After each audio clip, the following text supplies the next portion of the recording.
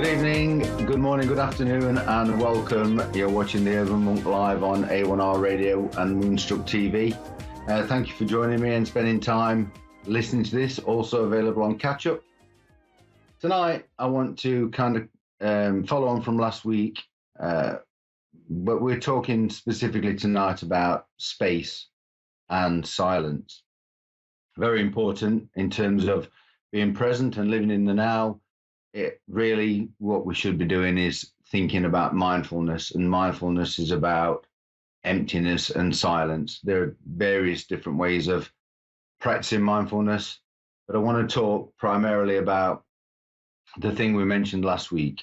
So those of you that tuned in last week and those of you that are tuned in tonight, let's go back to what we talked about in terms of imagine a room. Imagine in your mind a picture of a room in your house, in your office, wherever you might be at the moment. Just take time, visualize that, think about that room. Last week, we talked about the fact that you think about the room, you see it in color, you see it in 3D, which therefore makes it proven that your thoughts are not you. You know, we catastrophize and we rely and be guided by the egoic mind, which is telling us what to do, which is not really you. We follow our thoughts. So if the picture or the image of that room isn't you, it's just a thought, then we don't have to listen to the egoic mind. We don't have to listen to those negative thoughts that we're having all the time. So let's go back to that room. So again, just take time, either close your eyes or open your eyes and picture that room, not the room you're sitting in, but any other room, a bedroom, an office space, a living room, wherever you think, and imagine that. Now, what are we actually looking at? And I would hazard a guess that most of you are looking at the furniture that's in the room. You're looking at the beams on the ceiling, the fireplace with the roaring fire. You're looking at the table. You're looking at the TV. You're looking at the radio set that you might have. The point is, that isn't the room. A lot of people look at the walls, the ceiling, the carpet, the items in the room.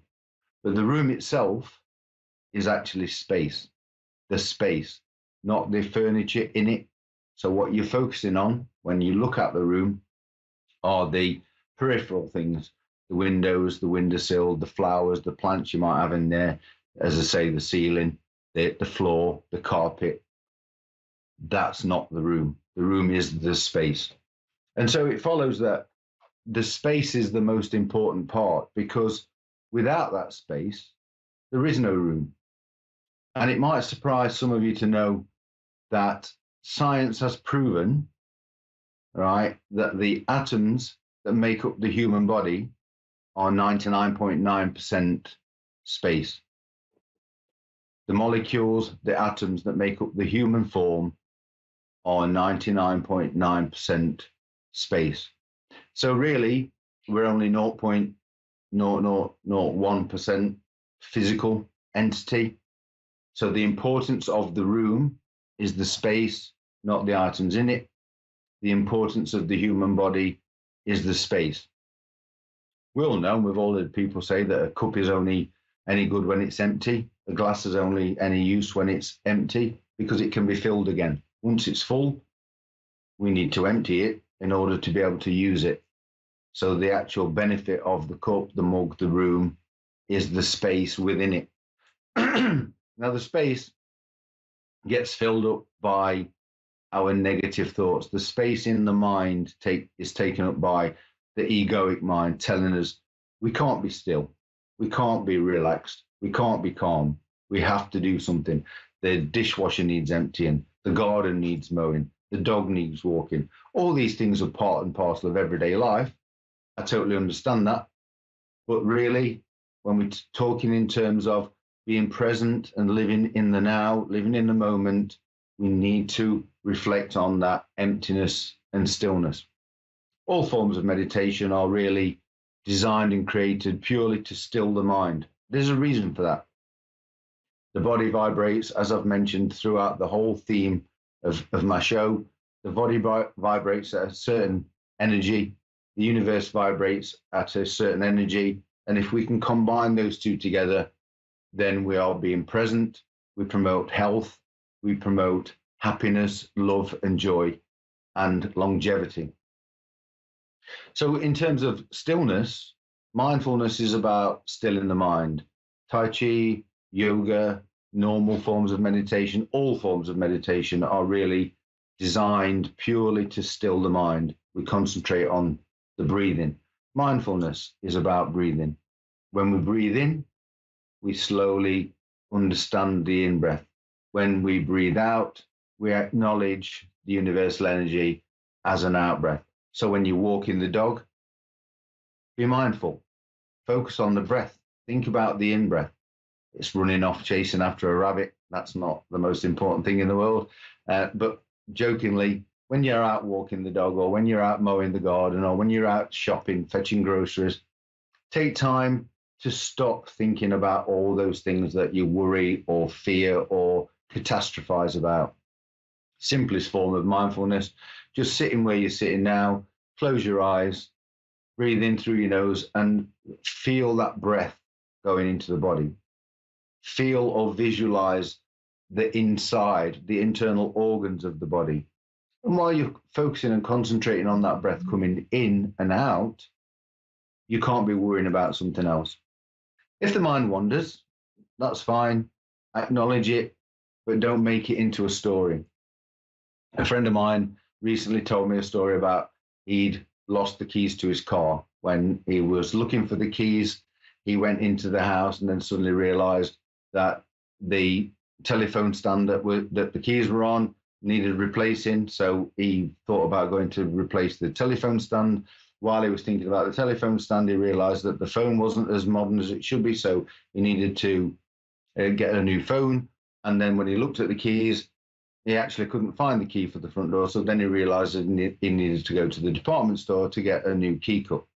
So his mind went from a thought of, I need to find the keys, to where the table is, buying a new table, getting a new phone, and then eventually going to the department store to make new keys.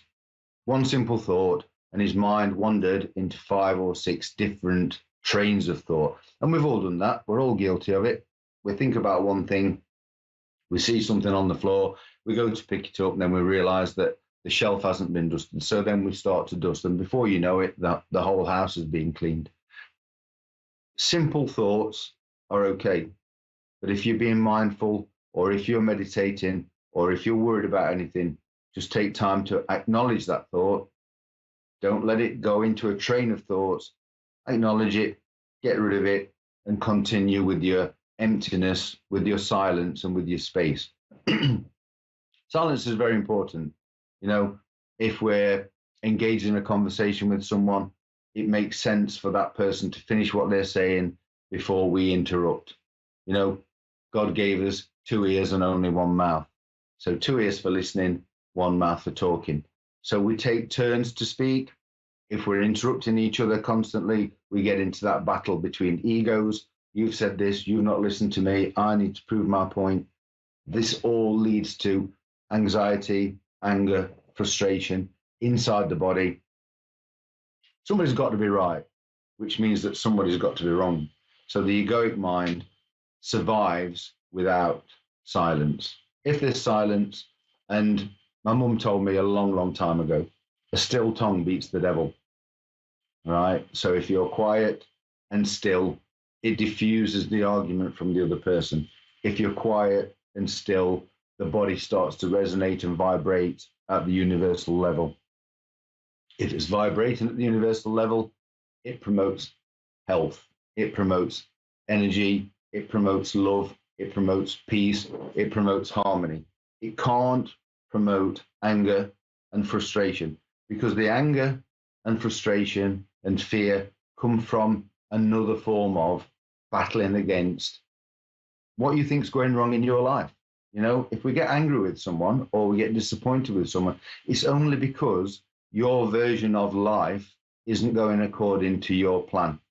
They've stepped into your space, put something in your way. It might be an investment, it might be a business, it might be a job, it might be an argument with a loved one.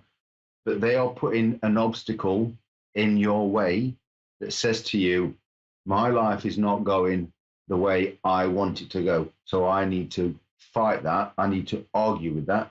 But the reality is, your life is going the way it's supposed to go when we're silent.